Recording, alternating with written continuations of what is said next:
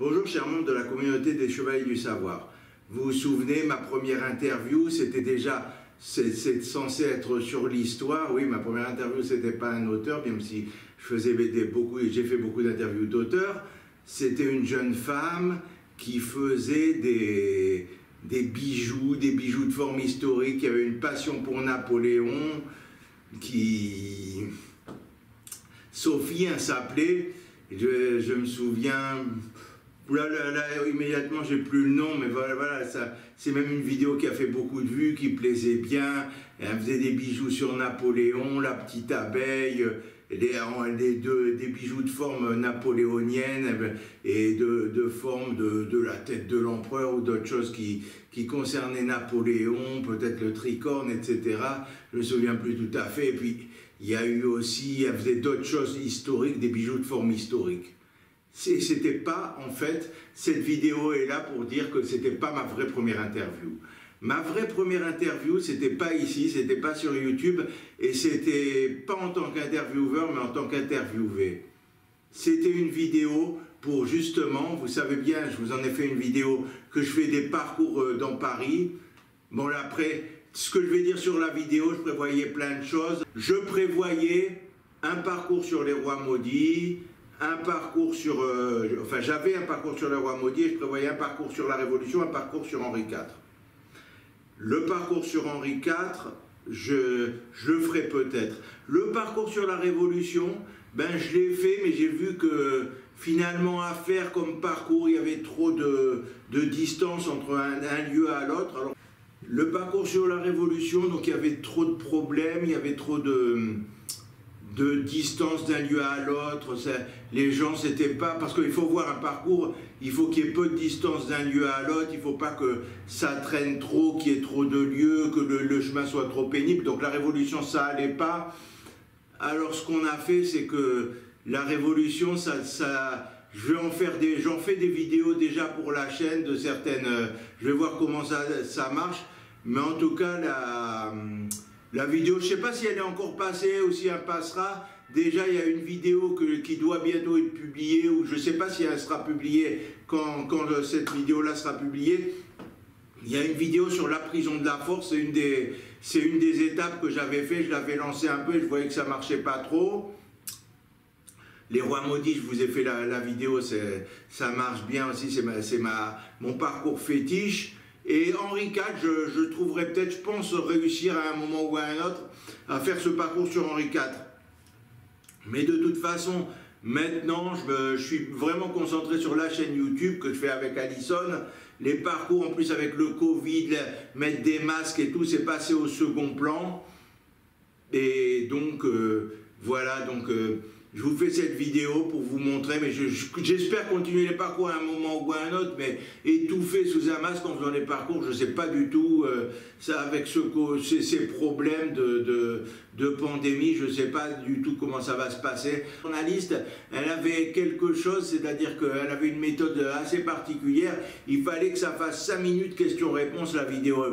Je ne sais pas si vous vous rendrez compte en voyant la vidéo, mais c'était très très dur. Finalement, je crois que la vidéo a fait plus que 5 minutes, je crois que c'était 5 minutes, ça devait être 5 minutes, ouais. Mais la vidéo a fait plus, mais elle l'a gardé quand même. Elle m'avait dit, faut que ça fasse 5 minutes. Moi, mes collègues font pas pareil, mais moi, j'ai ce principe qu'il faut que ça fasse 5 minutes question-réponse, parce que autrement, les gens les regardent pas. C'est vrai que même pour faire des vidéos, pour YouTube et tout, je suis un peu embêté. Des fois, j'en fais qui durent 28 minutes, plus, enfin, même plus d'une demi-heure, mais c'est toujours embêtant. J'ai toujours peur que les gens ne voient pas trop. Bon, voilà.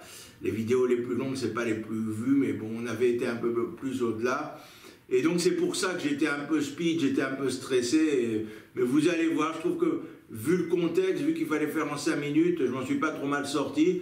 Et puis pour l'anecdote, la journaliste, chers membres de la communauté des Chevaliers du Savoir, la journaliste, elle est plus sur cette radio Tongoza, c'était une radio qui était d'abord faite pour les Africains, je crois, et qui peu à peu, elle avait un peu changé, elle s'intéressait de plus en plus, elle parlait de tout, elle parlait plutôt des entrepreneurs. Alors voilà, il y avait cette journaliste, Christelle, qui était la journaliste vedette de Radio Tongoza. qui maintenant c'est de plus en plus, alors c'est marrant, s'est intéressé aux gilets jaunes et a été de plus en plus faire des reportages sur les gilets jaunes. La pauvre, même elle a été blessée quand elle faisait un de ses reportages, voilà. En tout cas, c'est marrant de voir ce que les personnages sont devenus et moi, je suis à me battre maintenant pour ma chaîne YouTube et les parcours avec on n'aurait pas imaginé le Covid, on était insouciants à l'époque quand on voit encore les images sur le Pont-Neuf. En tout cas, voilà. De toute façon, voilà, je vous laisse cette vidéo, vous verrez ma vraie première interview, une vidéo histoire, une vidéo qui parle d'histoire quand même, et une vidéo assez originale. Voilà, à tout à l'heure, je vous laisse voir, je vous laisse au spectacle, vous allez voir ça, c'est pas piqué des hannetons. Allez, à tout à l'heure. Chères auditrices, chers auditeurs, bonsoir, Christelle pour Radio Tongossa. Aujourd'hui, nous avons rendez-vous sur le Pont-Neuf, sur Paris, pour découvrir le métier de guide historique avec Michael. Michael, bonjour. Bonjour Christelle. Alors nous allons découvrir ce métier avec vous. Qu'est-ce qui vous a déjà poussé vers ce métier? La passion de l'histoire et l'indépendance.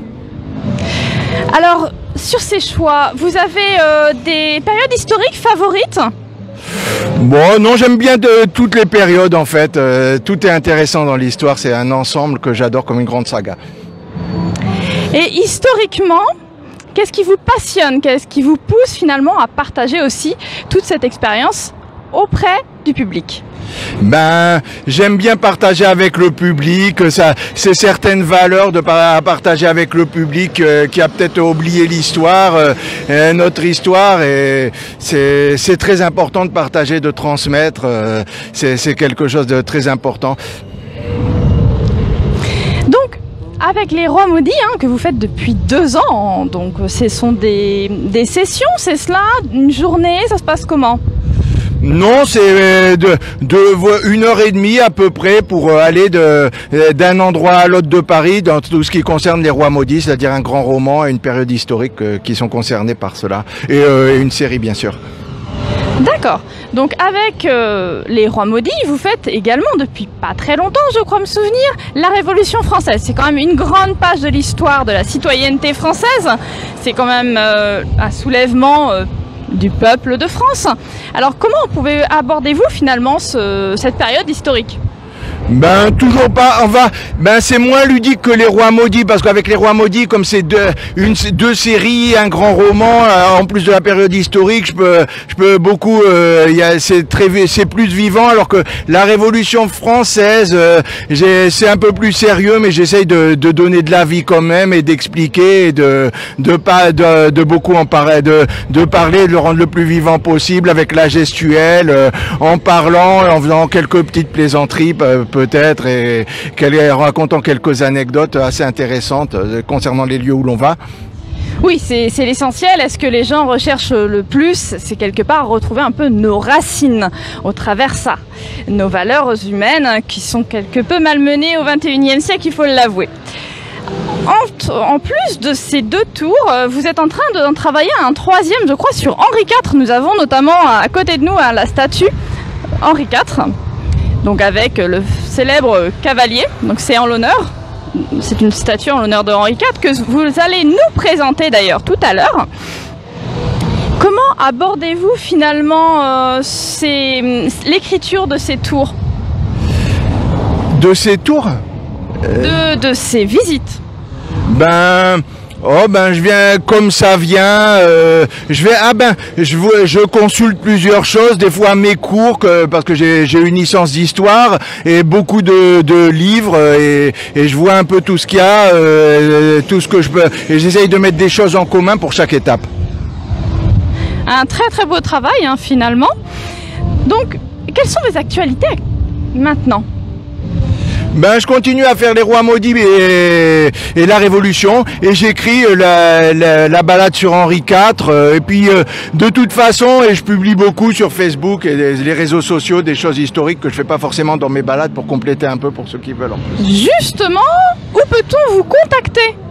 Ben, je suis sur Meetup et Billets Réduc, c'est là que je lance mes balades historiques. Autrement, sur Facebook, Michael Naon, M-I-C-H-A-E-L. Plus loin, Naon, N-A-H-O-N. Michael Naon, sur Facebook, où là, je publie beaucoup d'articles historiques. D'accord, donc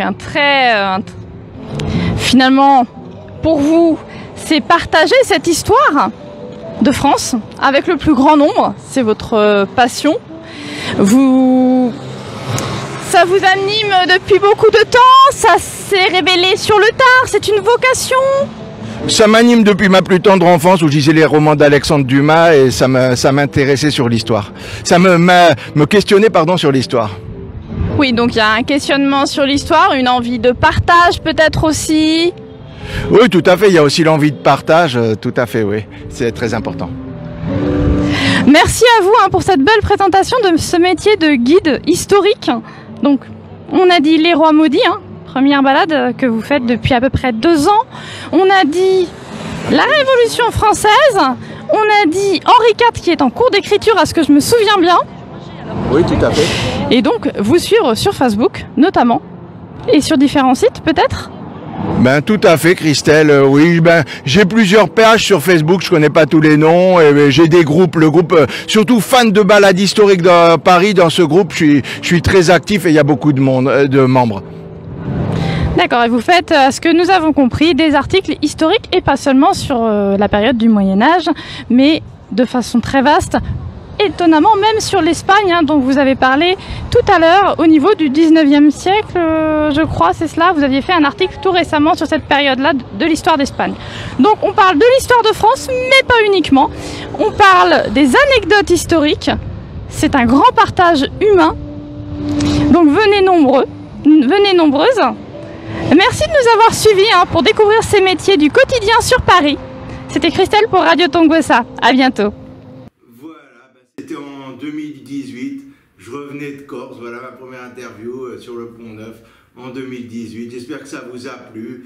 Alors voilà, l'histoire, la littérature, l'opéra, voilà tout ce que je vous ai montré, encore plein d'autres choses.